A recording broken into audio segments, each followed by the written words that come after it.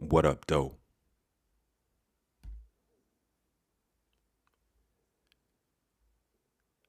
American Dictionary of the English Language, Noah Webster, 1828. First, we'll start with have to get an understanding of this word black. I've covered this word extensively in other shows. However, we've all been indoctrinated with this word to the point where it's second nature to confuse black with brown and just confuse black's overall meaning. Because as we know, words have meanings. And knowing what this word is beneficial to this show. Something else that's important is that we not get facts and truth confused. A fact is just something a bunch of people say, especially people who you hold in high regard.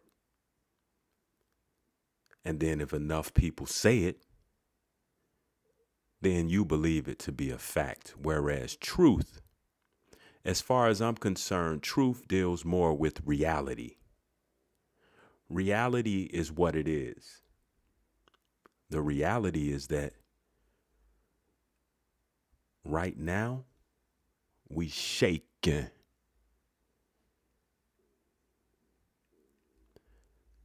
So black,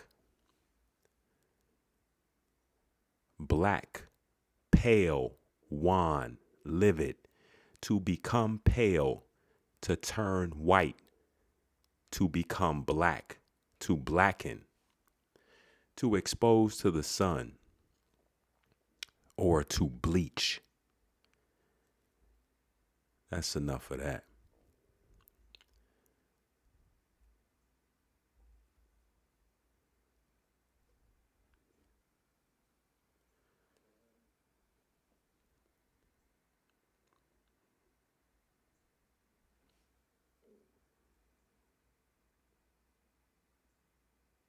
Look,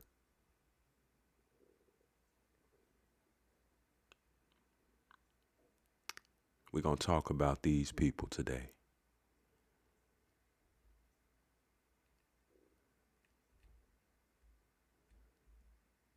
And the woman we just looked at, this is Ancestry.com. That was Mildred D. Jeter. This is the 1950 census. Mildred D. Jeter.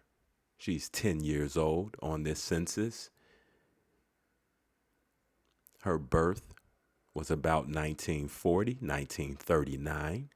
Female. Her race is said to be Negro and black.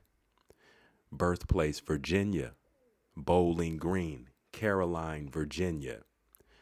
It says her father or the head of the household is Theoliver. He's 66, Theoliver Jeter. Her mother is Musa L. Jeter, 37. And there we have Mildred D. Jeter. She's 10 years old. She is the daughter to the head of the household. This is Theoliver. This is Ancestry.com.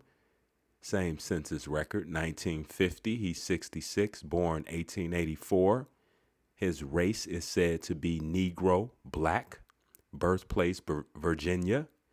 He is married. He's the head of the household. Again, Bowling Green, Caroline, Virginia. His occupation,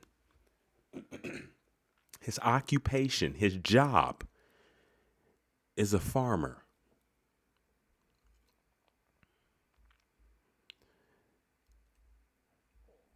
And there's Mildred. She's 10 again.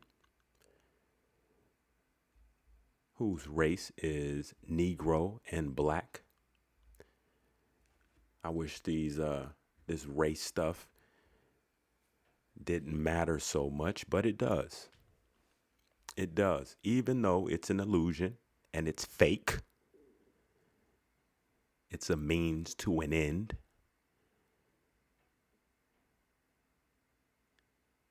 It's the ulterior motive of some.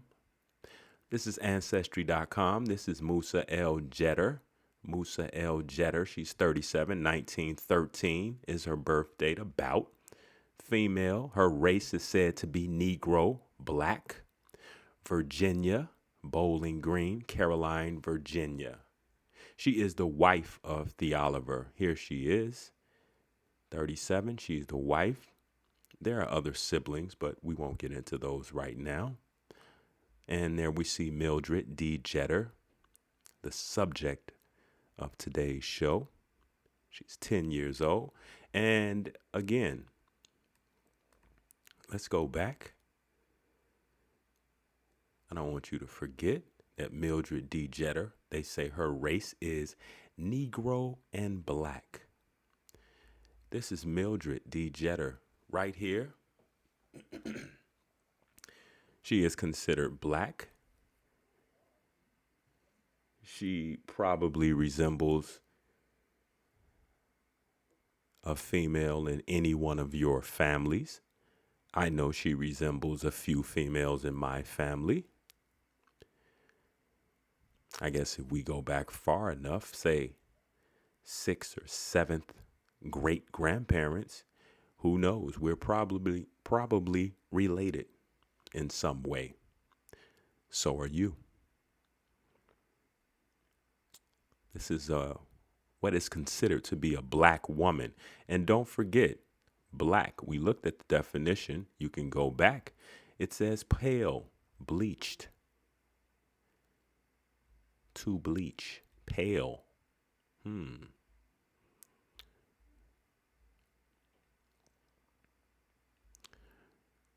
we're going to go to Wikipedia.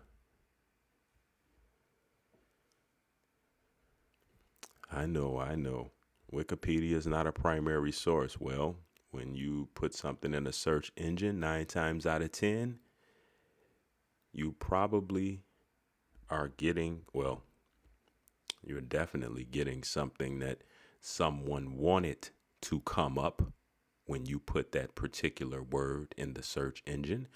So we'll use this as a stepping stone. And of course, we'll fact check as we go. Wikipedia, Mildred and Richard Loving. Mildred and Richard Loving. There they are on the picture in 1967. Mildred Dolores Loving, or Mildred Dolores Jetter, July 22nd, 1939 to May 2nd, 2008, and Richard Perry Loving, October 29th, 1933 through June 29th, 1975, were an American married couple who were plaintiffs in the landmark U.S. Supreme Court case Loving versus Virginia, 1967. The Lovings were criminally charged with interracial marriage under a Virginia statute banning such marriages and were forced to leave the state to avoid being jailed. They moved to Washington, D.C., but wanted to return to their hometown. With the help of the American Civil Liberties Union, the ACLU, they filed suit to overturn the law. In 1967, the Supreme Court ruled in their favor, striking down the Virginia statute and all state anti-miscegenation laws as unconstitutional for violating due process and equal protection of the law under the 14th Amendment. On June 29, 1975, a drunk driver struck the Lovings' car in Caroline County, Virginia. Richard was killed in a crash at the age of 41. Mildred lost her right eye.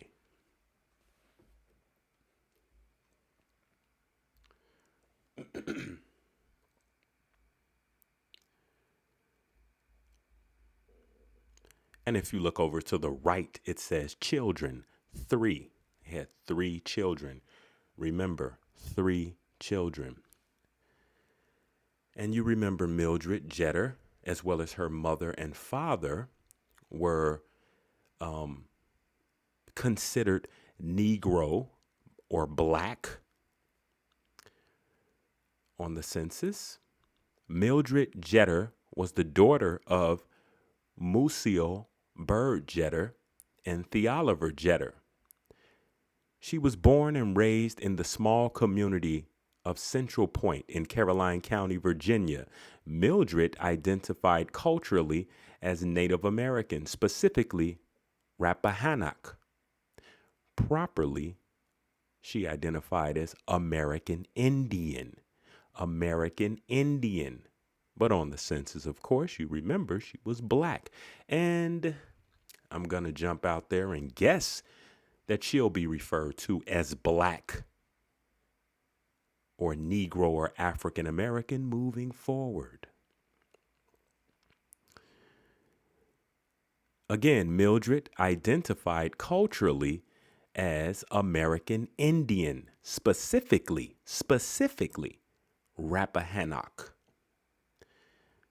She's a Virginia Indian. For some reason, they didn't write that. I wonder why. Well, pay attention to the years that we're talking about here. She is often described as having American Indian and African American ancestry. African American ancestry, not sure what that even means.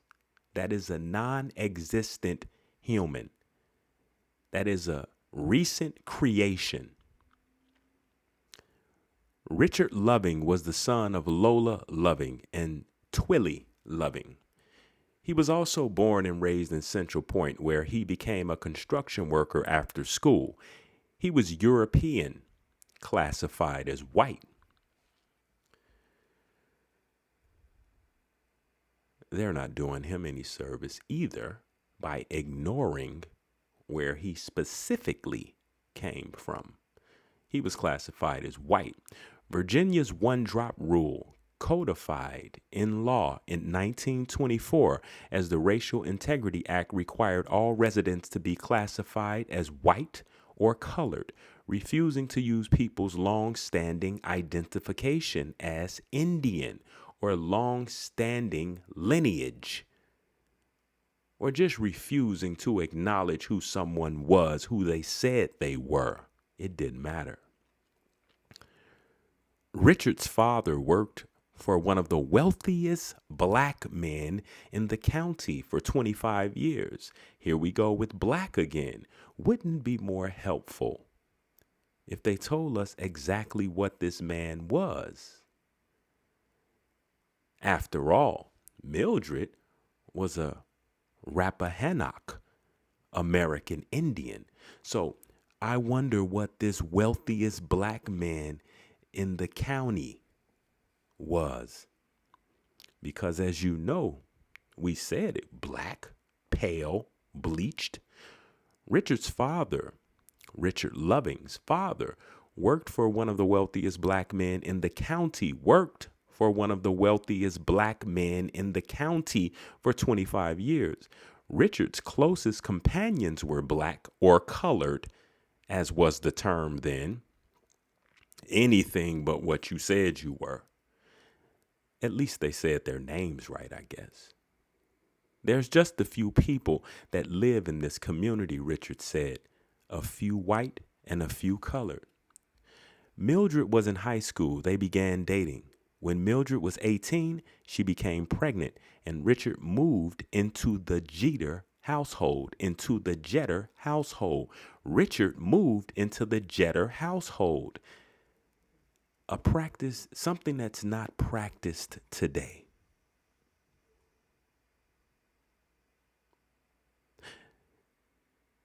When my grandmother got married, her and her husband moved in with my great-grandmother, as well as my grandmother's uncles. And see, this was a sort of vetting process. This protected the woman. Let's shake it. At the time, interracial marriage was banned in Virginia by the Racial Integrity Act of 1924. Mildred later stated that when they married, she did not realize their marriage was illegal. They were arrested at night by the county sheriff, who had received an anonymous tip, and charged with cohabiting as man and wife against the peace and dignity of the Commonwealth. On June 12, 2007, Mildred issued a statement on the 40th anniversary of the Loving versus Virginia Supreme Court decision. On June 12, 2007, Mildred herself issued a statement. She concluded, "My generation was bitterly divided over something that should have been so clear and right. The majority believed that what the judge said, that it was God's plan to keep people apart, and the government should discriminate against people in love. But I have lived long enough now to see big changes. The older generation's fears and prejudices have given way, and today's young people realize that if someone loves someone, they have a right to marry. Surrounded as I am now by wonderful children and grandchildren, not a day goes by that I don't think of Richard and our love, our right to marry, and how much it meant to me to have that freedom to marry the person precious to me, even if others thought he was the wrong kind of person for me to marry. I believe all Americans, no matter their race, no matter their sex, no matter their sexual orientation, should have the same freedom to marry. Government has no business imposing some people's religious beliefs over others."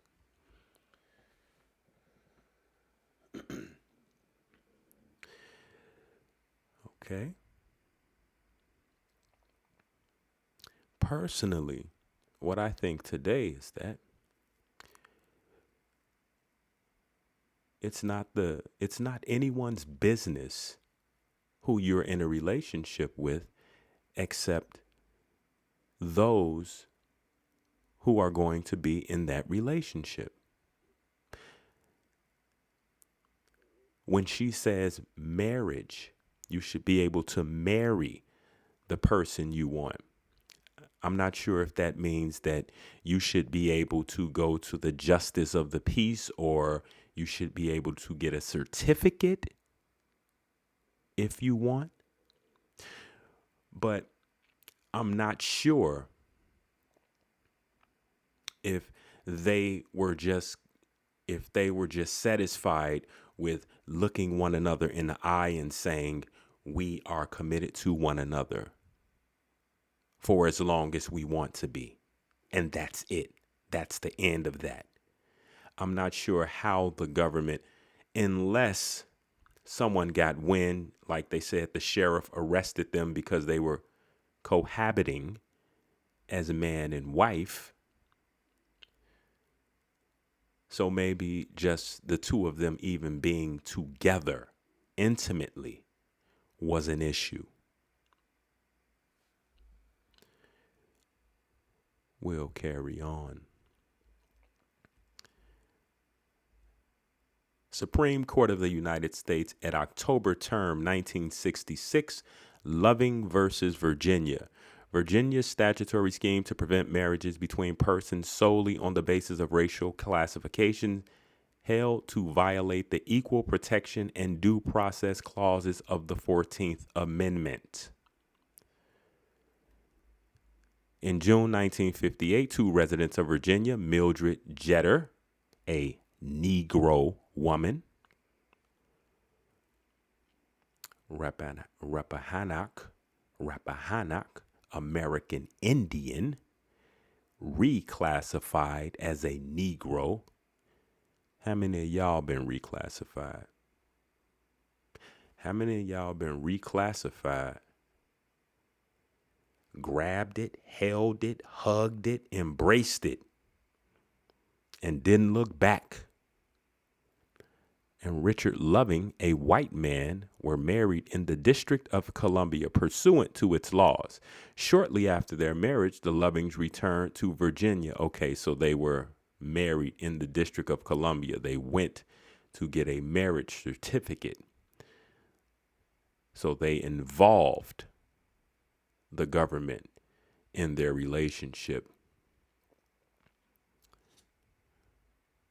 The Lovings, I wonder how our ancestors sealed their relationships, their commitments before foreigners came here. The Lovings returned to Virginia and established their marital abode in Caroline County.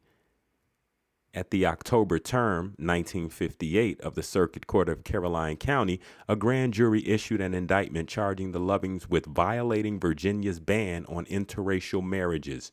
On January 6, 1959, the Lovings pleaded guilty to the charge and were sentenced to 1 year in jail. Can you imagine? Can you imagine foreigners coming here and after a couple hundred years,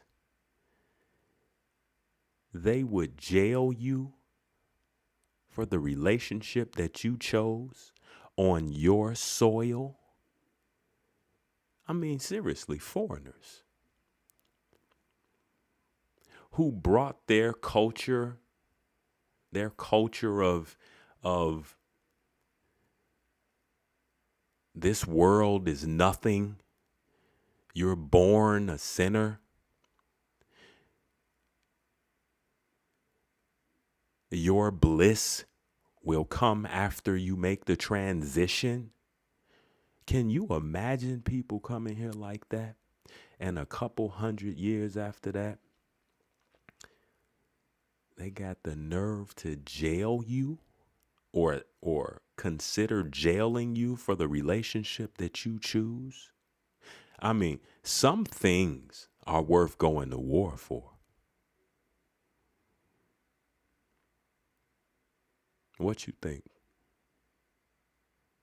Yeah, I said, can you imagine? But I guess you could imagine, because today people are jailed for all manner of things.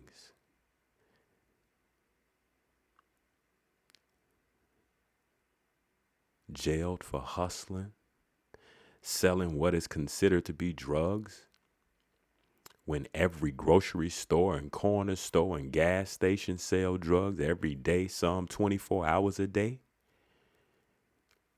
When people are when there's a organization, an agency that actually takes money out of your check that you work for, takes it. You don't got a choice in the matter, because they got a military behind them. They take it, and then they use it for all manner of things, and then they give it back to you without interest. Not saying that you would charge them interest, but you didn't have a say-so in the matter. So without interest. And then if you don't let them know that they stole too little from you, then you get penalized. On January 6, 1959, the Lovings, some things are worth going to war for. On January 6th, it's funny, I say war and then January 6th. January 6th, 2024 is a whole big stupid thing. On January 6th, 1959, the Lovings pleaded guilty to the charge and were sentenced to 1 year in jail. However, where are their families? Where are their families? Where are the Rappahannocks? The extended families.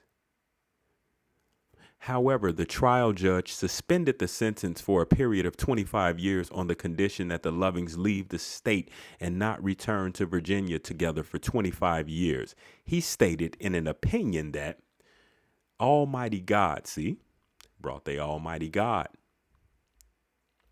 They brought the ideal.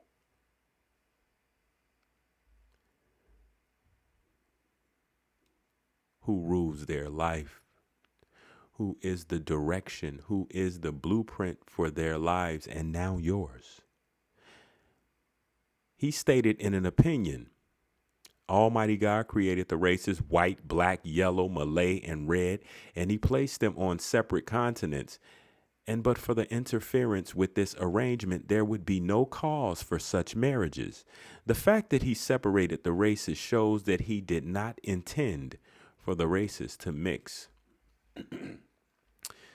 Some of y'all say white supremacy. Some of y'all say white supremacy. And I have to ask, when you say white supremacy, to me, it seems that you assume that someone is supreme over you, meaning that someone is more intelligent than you, more thoughtful than you. And how could you think someone who says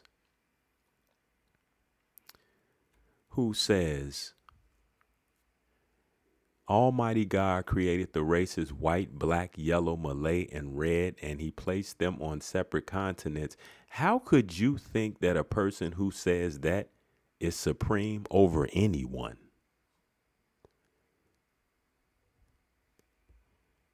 It's pure foolishness. But he got it right. Almighty God, or the person who they hold in high regard,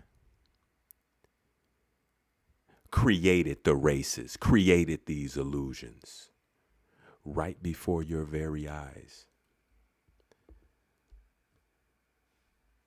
And the illusion is running strong today. The Lovings were convicted of violating 20-58 of the Virginia Code, leaving state to evade law. If any white person and colored Rappahannock, American Indian, is what Mildred is, but they see fit to call her colored, person shall go out of the state for the purpose of being married and with the intention of returning and be married out of it, and afterwards return to and reside in it, cohabiting as man and wife, they should be punished as provided in 2059, and the marriage shall be governed by the same law as if it has been solemnized in this state. The fact of their cohabitation here as man and wife shall be evidence of their marriage. So the fact that they even living with one another, seen with one another,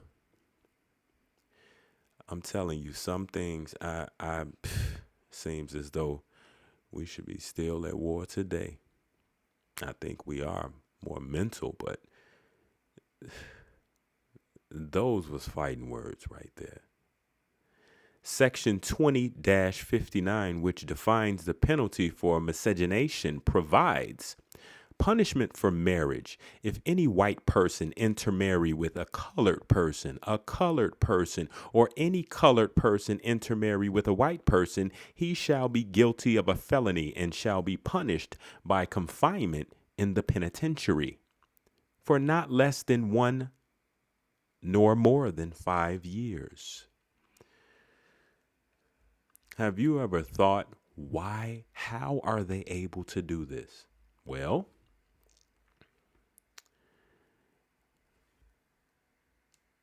how many of us Americans are on one accord? And when I say Americans, I mean the indigenous Americans. I don't mean the the I don't mean the foreigners that came from the landmass that we call Africa, Europe, and Asia, properly Afro-Eurasia. I don't mean any foreigner from that landmass, as well as I don't mean any. When I say any foreigner, I mean also the people who are termed Native Americans, the indigenous Americans, your ancestors, us Americans. How fragmented are we today? This is the reason. This is the reason something like this and like what's happening or some of the things that are happening today can exist. The Lovings have never disputed in the course of this litigation that Mrs. Loving is a colored person.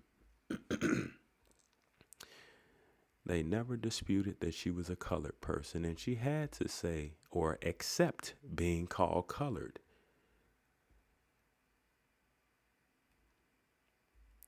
Because speaking about her, the fact that she's Rappahannock, the fact that she's an American Indian, that's an entirely new fight. For the purpose of this chapter, the term white person shall apply only to such person as has no trace whatever of any blood other than Caucasian. So for the purpose of this chapter, the term white person shall apply only to such persons as has no trace whatever of any blood other than Caucasian, whatever that means. But persons who have 1/16 or less of the blood of the American Indian and have no other non-Caucasic blood shall be deemed to be white persons. How are they getting these figures, the 1/16? How are they getting these figures from a person? What do they ask you to do? Name your lineage. Start naming the people in your lineage for as far back as you can remember. Is that the way they're getting this information? 1/16 or less of the blood? And you call these people supreme over you?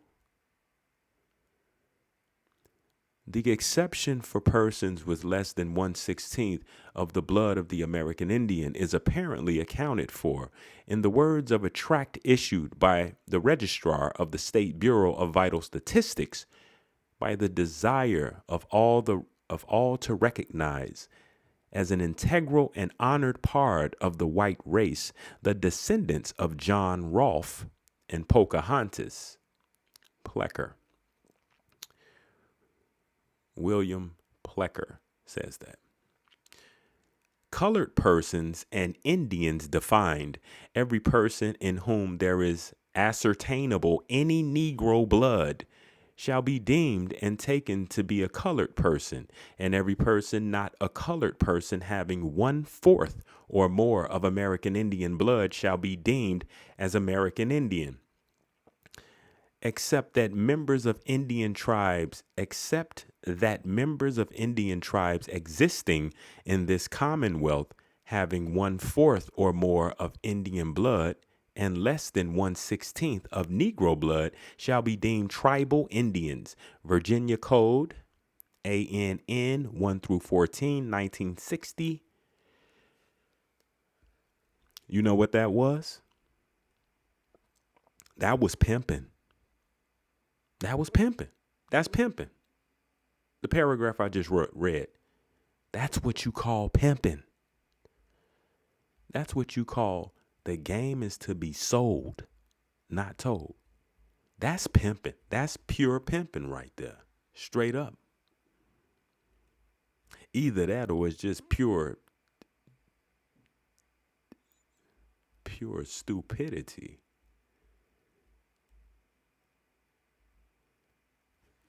I mean, it's like something that a Neanderthal would say. that Cro-Magnon man would say.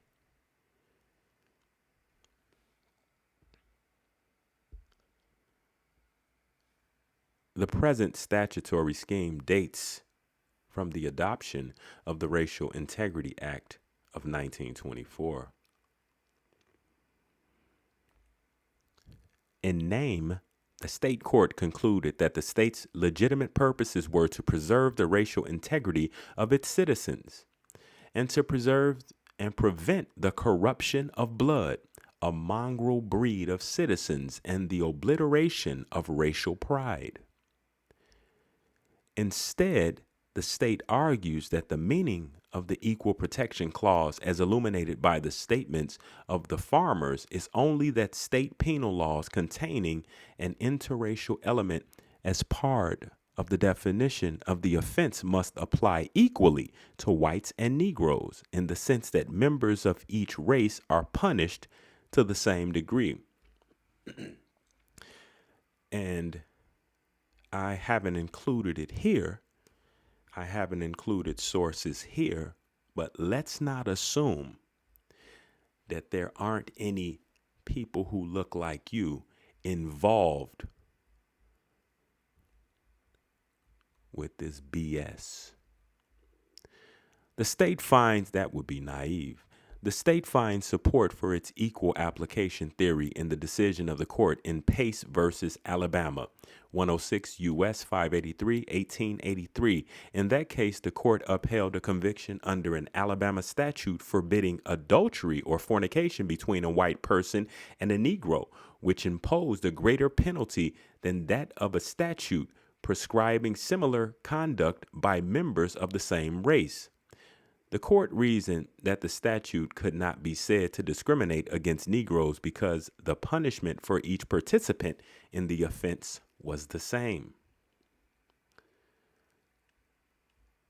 Two members of this court have already stated that they cannot conceive of a valid legislative purpose, which makes the color of a person's skin the test of whether his conduct is a criminal offense. McLaughlin versus Florida, Supra at 198. Stewart J. joined by Douglas J. concurring. Mr. Justice Stewart concurring. I have previously expressed the belief that it is simply not possible for a state law to be valid under our Constitution, which makes the criminality of an act depend upon the race of the actor. Upon the race of the actor. Did they not know that race was an illusion? Of course they did. But they are in bed with the people who made race a thing and will use race as a weapon in the years to come as well as today. McLaughlin, and remember, don't assume that it's just pink and gray people. Guess what? It's people who look just like you. I mean, just look at today. McLaughlin versus Florida, 379 U.S. 184, 189, 198, concurring opinion. Because I adhere to that belief, I concur in the judgment of the court. This is from newspapers.com. The Island Packet, Hilton Head Island, South Carolina. Tuesday. I believe that's Tuesday, May 6th, 2008, page 4. Interracial marriage pioneer dies at 68. Interracial marriage pioneer dies at 68.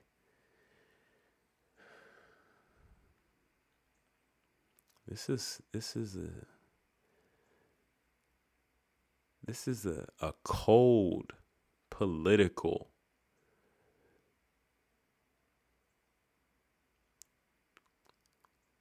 introduction to this write-up on this woman.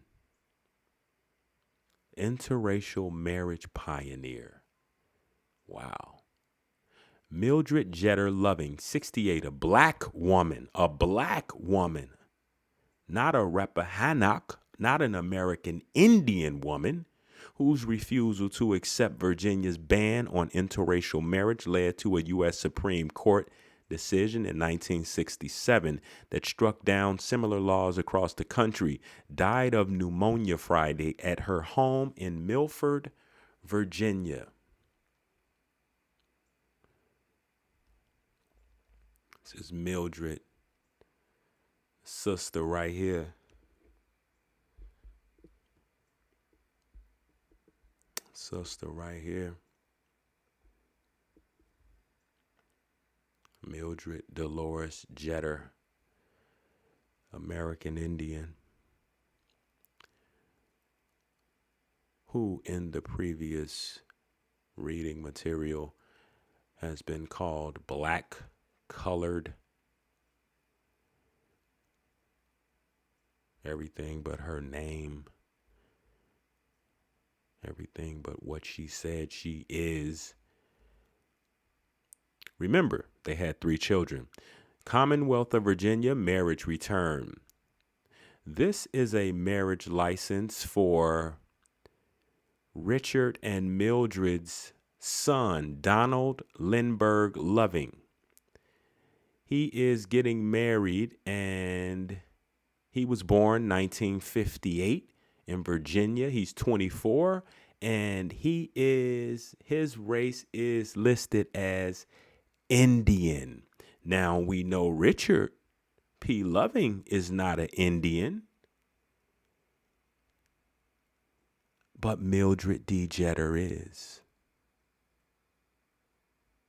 I know a lot of this stuff is confusing. It's confusing to me. And that's the purpose of it. That's the purpose of an onslaught of information. Not what I'm doing. I'm trying to paint a picture. I'm trying to get in a paintbrush. We're going to illustrate. We're going to put this stuff into perspective, hopefully. But these words, all these different angles, it's meant to confuse. But when you break it down to its very last compound, it's quite simple. Mildred D. Jeter. Her son, Donald Lindbergh Loving, and Richard P. Loving. Donald Lindbergh Loving is their son, and his race is Indian. Mildred is an Indian. Richard is a European. Richard is, or a Caucasian, as they classified him as, with having no Indian or Negro in him. Okay? What does this mean? This means that their child was light-skinned. Commonwealth of Virginia, marriage return. This is Peggy Elise Loving, the daughter, the 23-year-old daughter who was born in 1959 of Richard Loving and Mildred Dolores Jeter. 1959. Her race is listed as Indian. It's no problem calling Mildred's children Indian, but they refuse to call Mildred an American Indian. Unbelievable. Okay. Another marriage return. Remember, they have 3 children. And this is Sidney Clay Jeter. I'm confused on why Sidney doesn't have his father's last name. He was born 1957. He is 25. He's the oldest of the 3 children. He has his mother's name.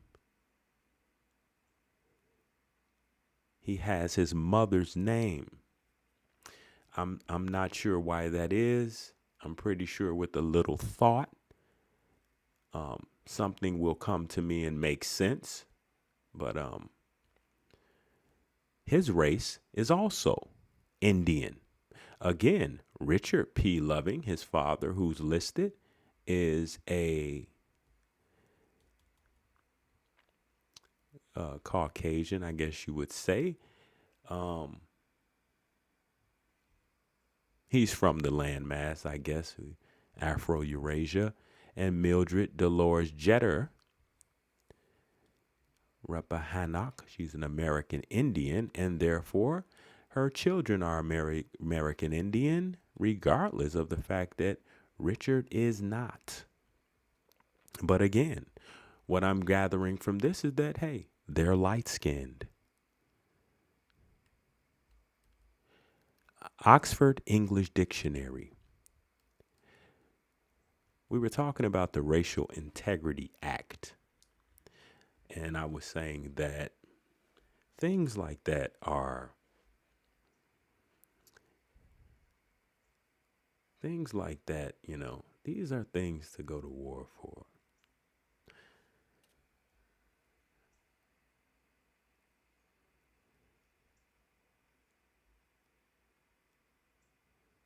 Act. Each of the main divisions of a play or other dramatic work. A piece of entertainment typically forming part of the repertoire of an artist or group and often presented as one of a series in a variety program, circus, etc. A performance. That's from 1828. The performer or performers of such a piece of entertainment, an entertainer or group of entertainers, a band, frequently with modifying word. A piece of acting, a pretense, a display of exaggerated or feigned behavior. That's 1928. An act passed or occasionally performed by the executive power of an independent state. An act passed or occasionally performed by the executive power of an independent state.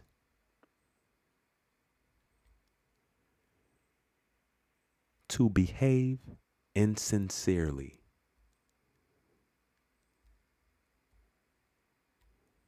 To behave insincerely. To pretend.